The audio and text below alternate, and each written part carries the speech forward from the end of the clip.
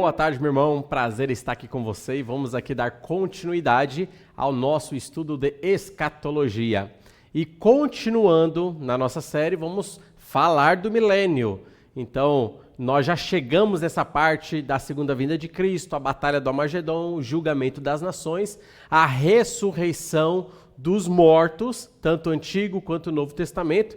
Então nós adentramos aquilo que nós podemos chamar de a Era de Ouro da Humanidade. Meus irmãos, o milênio será a Era de Ouro da Humanidade. Nunca houve na face da Terra um período magnífico como o milênio. Então, o milênio será de fato magnífico. E nós então estudaremos aqui algumas curiosidades do milênio.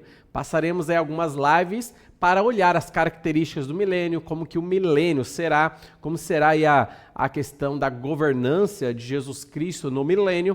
Então nós perceberemos que de fato será uma época maravilhosa. E nós, igreja, estaremos evidentemente com Cristo aqui na Terra. Então grave aí, meus irmãos.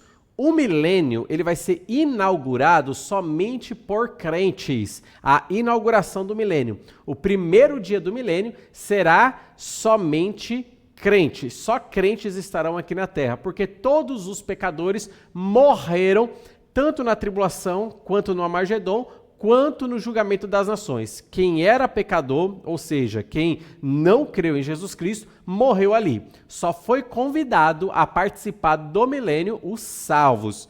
Então, evidentemente, nós falaremos também sobre isso, que haverá nascimento durante o milênio. E esses que nascerem no milênio vão ter que tomar uma decisão ao lado de Cristo, se querem aceitar a Cristo, o Rei visível que está ali na frente deles, ou se eles não querem aceitar a Cristo. Então, eles terão que também tomar a sua decisão. Mas, meus irmãos, vamos ver então algumas curiosidades do milênio, já que de fato será um período curioso. Será um período diferente. O milênio, ele será, ou a Terra será restaurada ao padrão do Éden. Então, toda aquela beleza que tinha no Jardim do Éden, nós veremos que essa beleza também terá no período do milênio. Incluindo, teremos um templo no milênio. E a Bíblia fala desse templo, meus irmãos. Na sua casa, depois, você pode estar lendo Ezequiel, capítulo 40 ao 48, que está falando nesse texto sobre o templo do milênio. Então, lembre aí, os judeus, eles estão doidos até hoje para fazer o templo deles, construir o templo. E quando aparecer o anticristo, ele vai liberar a construção do terceiro templo dos judeus. Esse terceiro templo, ele será destruído durante a tribulação, até a segunda vinda de Cristo, ele vai estar no chão, vai estar em ruína. Mas Jesus Cristo, ele vai construir um quarto templo para os judeus. E, meus irmãos, esse templo, ele será diferente um pouco dos templos anteriores, tanto que as suas medidas, a sua forma está descrita em Ezequiel 40 ao 48. Então é um texto que você tem que ler interpretando literalmente, não podemos alegorizar a interpretação desse texto. Então leia na sua casa e você verá como será o templo. Não leremos, evidentemente, aqui na live todos esses capítulos, mas eu quero ler com você pelo menos aqui agora, o versículo 1 e o versículo 2 do capítulo 40, para que você possa saber que haverá um templo no milênio. O texto diz assim, está projetado na sua tela. No ano 25º do nosso exílio, no princípio do ano, no 10º dia do mês, 14 anos após ter caído a cidade, nesse mesmo dia veio sobre mim a mão do Senhor, e ele me levou para lá. Para lá onde? Para o milênio, para ver esse templo do milênio. Em visões, Deus me levou à terra de Israel e me pôs sobre um monte muito alto. Sobre este havia um como edifício de cidade para o lado do sul. E logo após isso, meus irmãos, ele vai começar a descrever o templo do milênio. Então haverá um templo no milênio e os cultos estarão acontecendo também no templo do milênio.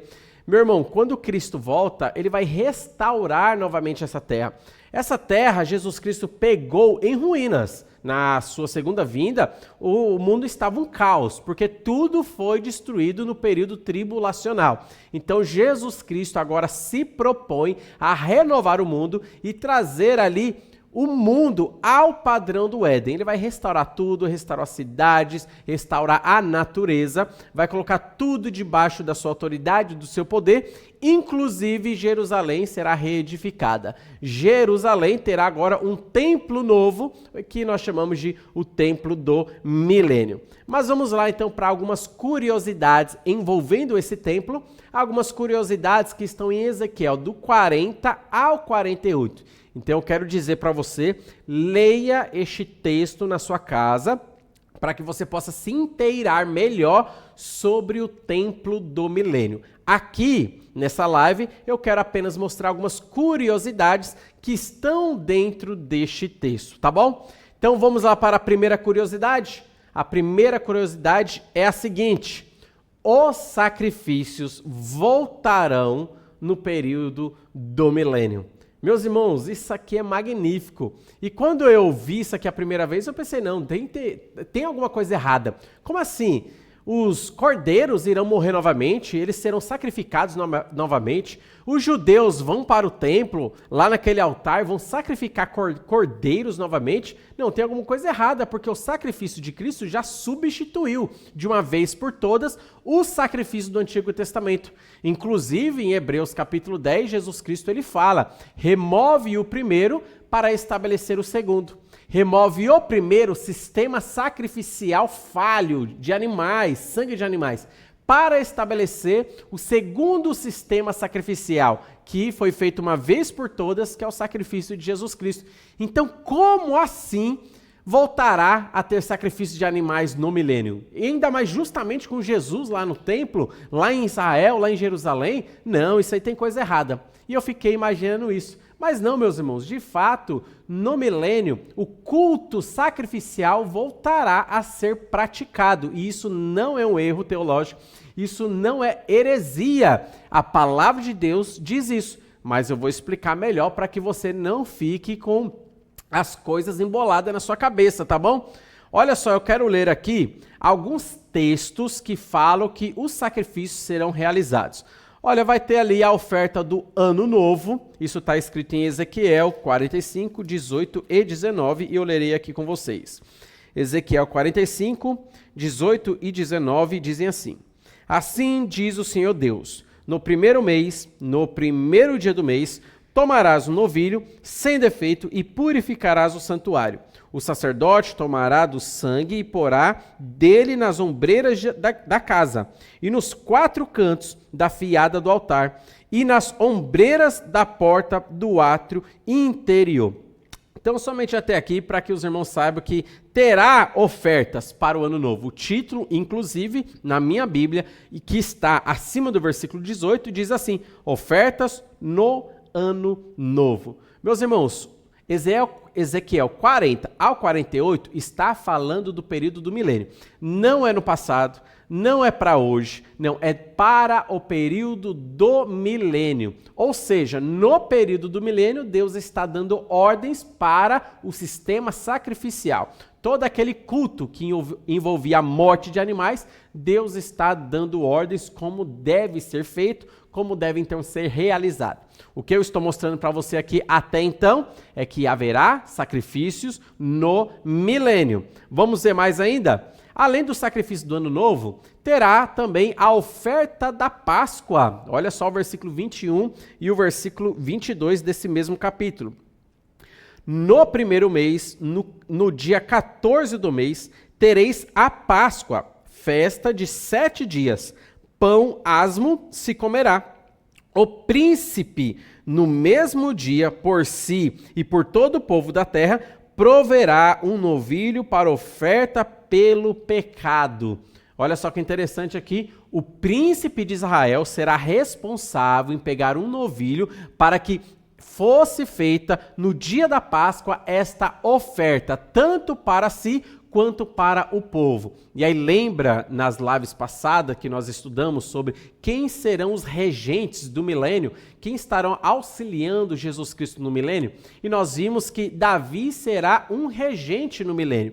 Davi, ele será o príncipe da nação de Israel. Jesus estará como rei de Israel e o rei do mundo, e Davi estará como o príncipe da nação de Israel. Abaixo de Davi terá os 12 apóstolos, que cada um estará governando em uma das tribos da nação de Israel.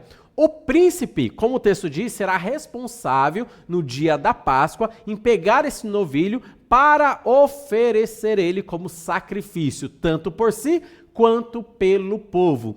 Meus irmãos, então, Davi que será o responsável para obter este animal para a realização deste sacrifício. Então, até então, o que eu estou mostrando para você? Eu estou deixando claro pela palavra de Deus que no milênio voltará a ter um templo e esse templo não ficará vazio, terá serviços acontecendo nesse templo, incluindo sacrifícios, morte de animais. Vamos avançar um pouco mais para que você possa perceber que, de fato, terá muitos sacrifícios no milênio. Terá também a oferta da festa da lua nova. Oferta da festa da lua nova. Escrito em Ezequiel 46, 4, que diz assim: o holocausto que o príncipe, que seria Davi, oferecer ao Senhor serão, no dia de sábado, 6 cordeiros sem defeito e 1 carneiro sem defeito. Então, o irmão tá percebendo que eu não estou lendo o texto inteiro. Eu estou pegando apenas o versículo para deixar claro que haverá holocaustos no milênio, haverá sacrifícios, morte de animais, incluindo nessa festa da lua nova, que são as festas que Israel eles comemoram, e nessas festas sempre há sacrifícios. Agora vamos explicar um pouquinho melhor, porque talvez a sua mente está ficando um pouco bugada, porque talvez você possa pensar, não, mas isso aí é uma heresia. Esse negócio de sacrifício no milênio está substituindo o sacrifício de Cristo, a gente está voltando às sombras. Não, calma, gente. Os sacrifícios que acontecerão no milênio, eles não terão valor salvífico, nenhum deles terá valor salvífico. O valor dele será apenas memorial. Olha só, não terá valor salvífico. É apenas valor e caráter memorial. Ou seja, os sacrifícios que estarão acontecendo ali é apenas para os judeus, e perceba que não é para o mundo inteiro, apenas para Israel recordar do sacrifício de Cristo, já que uma vez Israel rejeitou o sacrifício de Cristo. Então aqueles sacrifícios estarão acontecendo apenas como memorial. É como, meus irmãos, a ceia que nós participamos. Você na sua igreja não participa da ceia, daqueles elementos? Tanto o cálice quanto o pãozinho, e aquilo ali representa o corpo de Jesus e é um memorial. Fazei isso todas as vezes que o comerdes em memória de mim. Fazei isso todas as vezes que o beberdes em memória de mim. Assim como a ceia, para nós, tem apenas um valor memorial, assim será esse sacrifício no milênio também. Terá apenas um valor memorial. Ninguém estará tendo pecados perdoados por causa de animais morrendo. Ninguém vai ter pecados lavados porque animais estão morrendo. Não terá nenhum tipo de valor salvífico, apenas valor memorial.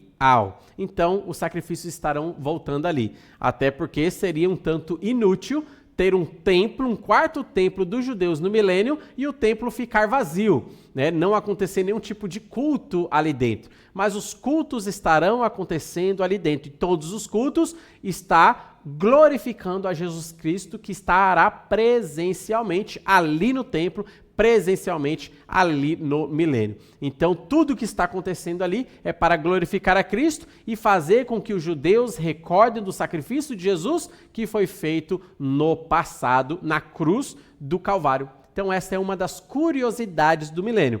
Talvez você não sabia, talvez você nunca tinha ouvido falar, mas agora você ficou sabendo que no milênio haverá sacrifício de animais sem valor salvífico, apenas valor memorial, tá bom? Então vamos para uma segunda curiosidade do milênio, que está descrito aí do capítulo 40 ao 48. Meus irmãos, no milênio e lá em Jerusalém, terá uma porta que ficará fechada por 1000 anos. Você já ouviu falar dessa porta? Ela ficará fechada durante o milênio inteiro. E por que ela ficará fechada? A Bíblia responde para nós. Olha só, Ezequiel 44, versículos 1 e versículo 2, diz assim: Então o homem me fez voltar para o caminho da porta exterior do santuário, que olha para o oriente, a qual estava fechada. Disse-me o Senhor: esta porta permanecerá fechada, não se abrirá, ninguém entrará por ela, porque o Senhor, Deus de Israel, entrou por ela, por isso permanecerá fechada. Meus irmãos, Jesus Cristo, na sua segunda vinda, após o julgamento das nações, ele ia adentrar Jerusalém para inaugurar o milênio, ele adentrará por essa porta aqui, que está sendo citada aqui. Será a sua entrada triunfal em Jerusalém. Ele entrará como rei, ele entrará com toda a pompa de reinado. E quando ele adentrar, vão se fechar essa porta como um memorial eterno de que agora Cristo entrou e aquele não sai. Agora Cristo entrou em Israel e nós aceitamos esse Cristo. Porque no passado, meus irmãos, Jesus Cristo ele teve uma entrada triunfal em Jerusalém. Ele adentrou, mas ele saiu. E ele saiu até porque ele foi rejeitado pelos judeus. Veio para o que era seus, mas os seus não receberam. Mas agora, dessa vez, é diferente. Jesus Cristo, depois de libertar os judeus, vencer a batalha do Armagedon, julgar todas as nações, ele, para inaugurar o milênio, agora ele vem para Jerusalém e adentra Jerusalém por este portão que está sendo citado aqui. Então, quando ele entra, ele é aclamado e aceito pelos judeus como o Messias e como o Cristo. Então, eles fecharão aquela porta como memorial. Ninguém vai abrir aquela porta durante o milênio, ninguém vai entrar e nem sair por essa porta. Essa porta é um memorial. Cristo entrou e ele não sai mais. Cristo entrou e nós aceitamos ele. Cristo entrou em Jerusalém para ficar em Jerusalém. Então é um memorial eterno ou memorial de 1000 anos que mostrará então que Cristo entrou por aquela localidade. Então aquela porta ficará fechada por 1000 anos dentro da cidade de Jerusalém. É uma curiosidade que talvez você não sabia. Vamos mais para uma curiosidade, a terceira. Meus irmãos, alguns salvos carregarão suas vergonhas por erros cometidos no passado. Então perceba, no milênio nós teremos algumas pessoas que são salvas, mas que vão carregar algum tipo de vergonha pública por causa de erros cometidos no passado. Olha só o que diz Ezequiel 44, do 10 ao 14, diz assim, preste bem atenção nesses versículos. Os levitas, porém, que se apartaram para longe de mim, quando Israel andava errado, que andavam transviados, desviados de mim, para ir atrás dos seus ídolos, bem levarão sobre si a sua iniquidade. Contudo, eles servirão no meu santuário como guardas nas portas do templo e ministros dele. Eles imolarão o holocausto e o sacrifício para o povo, e estarão perante este para lhe servir. Porque lhe ministraram diante dos seus ídolos e serviram a casa de Israel de tropeço de maldade. Por isso, levantando a mão, jurei a respeito deles, diz o Senhor Deus, que eles levarão sobre si a sua iniquidade. Não se chegarão a mim para me servirem no sacerdócio, nem se chegarão a nenhuma de todas as minhas coisas sagradas, que são santíssimas, mas levarão sobre si a sua vergonha e a sua abominação que cometeram. Contudo, eu os encarregarei da guarda do templo e de todo o serviço e de tudo o que se fizer nele.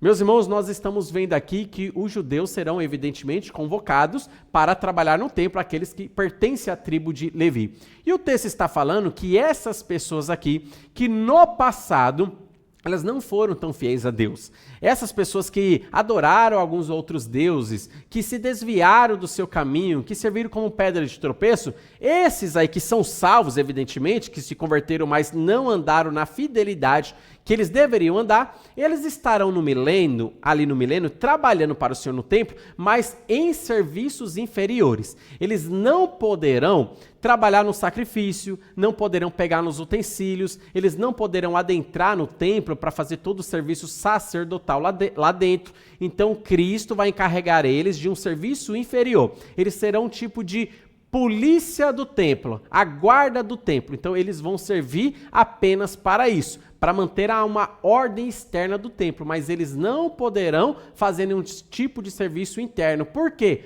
No passado, eles pecaram contra Deus e não foram tão fiéis a Deus. Agora, isso está sendo refletido no milênio, o estilo de vida deles. Então, eles vão carregar sobre si um tipo de vergonha pública, mostrando que lá atrás eles não foram tão fiéis a Deus. Então, por isso, eles são impedidos de trabalhar dentro do templo. Eles vão trabalhar fora, em outros serviços, mas não dentro do templo.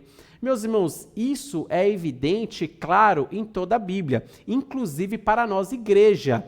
Olha só, nós, igreja também, hoje a nossa fidelidade aqui vai ser refletida no milênio. Lembra daquele texto de Lucas, onde Deus nos ensina que o crente que foi bem fiel a Deus aqui na terra, no milênio ele vai reinar sobre 10 cidades? Aquele outro crente que foi fiel, mas não tão fiel quanto o primeiro, ele vai reinar sobre 5 cidades. Aquele outro, 2 cidades. Tem um, nenhuma cidade. Olha, o nosso trabalho no milênio vai depender da nossa fidelidade a Cristo hoje aqui na terra. Então perceba, alguns crentes eles carregarão uma certa vergonha sobre si, porque eles não foram fiéis a Deus aqui na terra. Apesar de salvos, apesar de crentes em Cristo, eles tiveram aquela vida cristã mediana. Então, por causa disso, isso será refletido no serviço que eles prestarão a Cristo no milênio. Alguns não terão cidades para auxiliar Cristo ali naquele comando, naquela regência. Mas, evidentemente, eles terão algum tipo de serviço inferior para realizar durante o milênio.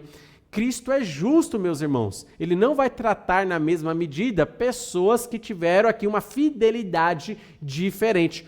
Todos serão salvos, evidentemente, todos estarão com Cristo, mas o serviço prestado será diferente. Alguns, por causa da sua boa fidelidade, vão estar reinando cidades. Outros, por causa da sua falta de fidelidade, não estarão reinando em nenhuma cidade, mas algum tipo de serviço inferior eles estarão realizando. Então, este é um ensino claro da Bíblia, que alguns salvos carregarão as suas vergonhas no milênio por causa de erros cometidos no passado. Então, isso fica um alerta para nós, para que nós hoje possamos ser fiéis a Deus e procurarmos ser fiéis a Deus em tudo, em todo o nosso serviço, na dedicação do nosso tempo, administração do nosso dinheiro, no nosso casamento, na nossa família, na criação dos filhos, no trato com os pais. Tudo isso será levado em conta para analisar que tipo de serviço você terá, então, no milênio. Isso não é competição, tá? Isso aqui é apenas fidelidade a Jesus Cristo. Então, se você quiser glorificar cada vez mais a Cristo, inclusive no milênio, comece glorificando hoje, que as portas serão abertas para você glorificar cada vez mais. É o que a Bíblia nos ensina a respeito disso. Então, essa aí é uma curiosidade do milênio. Mais uma curiosidade a respeito do milênio, a última curiosidade da live de hoje. O Mar Morto será um mar vivo. Olha, o Mar Morto de hoje, ele não mais será morto, como nós sabemos.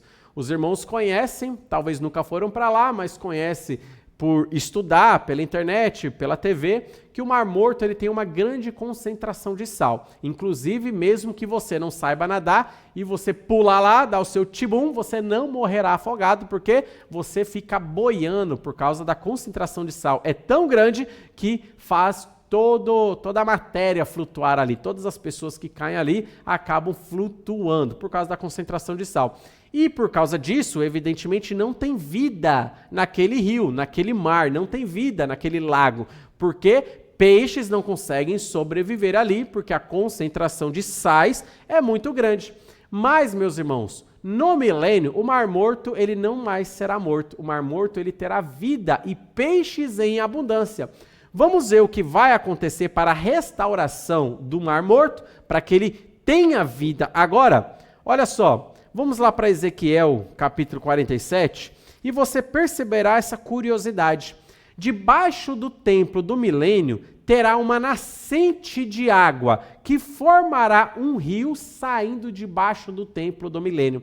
E lembra disso, o templo, como todos os outros, estará em Jerusalém. Então tem uma certa distância significativa de Jerusalém até esse Mar Morto. Mas a primeira menção é que terá uma fonte de água brotando debaixo do templo. Olha só, o 47:1 diz assim: depois disto, o homem me fez voltar à entrada do templo, e eis que saíam águas debaixo do limiar do templo para o oriente, porque a face da casa dava para o oriente, e as águas vinham do lado de baixo, do lado direito da casa, do lado do sul do altar. Meus irmãos, então aqui é relatado para nós esta água, esta nascente, esta água que nasce e brota debaixo do templo.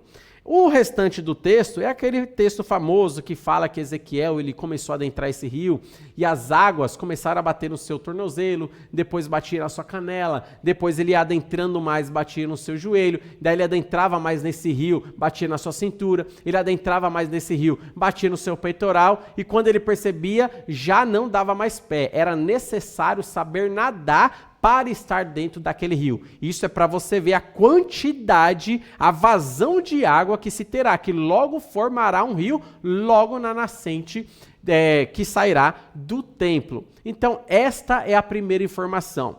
Hoje não existe essa nascente lá. Na tribulação não existirá essa nascente. Essa nascente é algo específica do período do milênio. Terá essa nascente de água logo debaixo do templo que será construído por Cristo. O rio, meus irmãos, que formará, ele passará pelo Mar Morto. Então perceba que é um rio muito grande, um rio extenso que surgirá em Israel. Esse rio não existe hoje, ele existirá apenas no milênio. É assim que diz Ezequiel 47, versículo 8, fala assim: então me disse, estas águas saem para a região oriental e descem a campina e entram no Mar Morto, cujas águas ficarão saudáveis. Meus irmãos, olha que interessante. Esse rio, ou essa nascente que está em Jerusalém, formará um rio que caminhará até o Mar Morto, desembocará para lá no Mar Morto. E quando essas águas tocarem no Mar Morto, o Mar Morto vai ser restaurado, vai ser vivificado. Peixes voltarão a nadar ali no Mar Morto. O mar que hoje é morto não será mais morto. É Cristo restaurando toda a terra. Então ele está começando aqui pelo Mar Morto. E olha só, o Mar Morto vai ter muitos peixes. Olha o que diz o versículo 10. Junto a ele se acharão pescadores, desde En-Gede até En-Eglaim. Haverá lugar para se estenderem redes. O seu peixe, segundo as suas espécies, será como o peixe do Mar Grande, em multidão excessiva. Olha, o Mar Grande que é citado aqui é o Mar Mediterrâneo, que fica do outro lado de Israel. Então, de um lado é o Rio Jordão, do outro lado o Mar Grande, ou o Mar Mediterrâneo. E agora a comparação é que nesse Mar Morto vai brotar tanto peixe, terá tanto peixe, que podemos comparar a sua quantidade ou a sua variedade de espécies como os peixes do Mar Grande e do Mar Mediterrâneo. Ou seja, voltará a ter vida ou se terá vida ali no que a gente pode chamar de hoje de Mar Morto. Mas, meus irmãos, não apenas o Mar Morto terá vida. Eu quero que vocês lembrem um pouco que na tribulação, as águas mundiais foram totalmente danificadas pelos terrores que estarão acontecendo. Lembra que alguns selos serão abertos, algumas trombetas serão tocadas, algumas taças serão derramadas? E nós percebemos que o mar e os rios estavam sendo afetados. Inicialmente, 1/4 do mar morreu, da vida no mar. Do rio, mesma coisa. Depois, o mar totalmente. E os rios totalmente também morreram. Então, meus irmãos, quando Cristo volta, ele encontra o mundo naquele cenário em ruínas. Tá tudo acabado, não tem vida no mar, não tem vida nos rios, tudo se estragou. Mas agora, como ele vai instaurar o milênio, então ele vai renovar a terra inteira. Inclusive, essas águas danificadas mundiais serão renovadas aqui. E elas serão renovadas por causa dessa fonte que brota em Jerusalém. Diz assim o capítulo 47, versículo 9. Toda criatura vivente que vive em enxames viverá por onde quer que passe esse rio, e haverá muitíssimo peixe, e aonde chegarem as águas, ou estas águas, tornarão saudáveis as do mar, e tudo viverá por onde quer que passe esse rio. Meus irmãos, nós temos aqui um verdadeiro rio da vida que está sendo produzido a partir de Jerusalém. E onde esse rio passar, onde as suas ramificações, seus riachos passarem, brotará muita natureza, muita vida, saúde será brotada. Inclusive, as águas mundiais serão renovadas por causa das águas purificadoras desse rio que nasce em Jerusalém, debaixo do templo. Olha só que curiosidade magnífica. Eu não sei se você sabia já disso, que no milênio terá esse rio que brotará em Jerusalém, debaixo do templo, e que tornarão saudáveis as águas mundiais. Tudo que foi destruído na tribulação será renovado ao padrão do Éden no período do milênio, porque no período do milênio é Jesus Cristo quem está reinando e tudo será maravilhoso. Então tudo voltará a como Deus ele criou no início. E viu Deus que isso era bom, e viu Deus que isso era bom, e viu Deus que isso era muito bom. Assim também será o dito sobre o milênio. E viu Cristo que isso era bom, e viu Cristo que isso era muito bom. Meus irmãos, aqui está algumas curiosidades a respeito do milênio, ou mais especificamente desse texto de Ezequiel 40 a 48. Então, o meu pedido é que você leia agora na sua casa Ezequiel 40 a 48, para você se inteirar melhor sobre o templo do milênio e tudo o que vai acontecer no milênio. As próximas lives nós vamos falar ainda mais sobre o milênio. Então, continue nos acompanhando, deixa aí o seu comentário, deixa a sua pergunta, caso tenha dúvidas, e nós vamos procurar responder a cada uma. Que Deus abençoe grandemente a sua vida.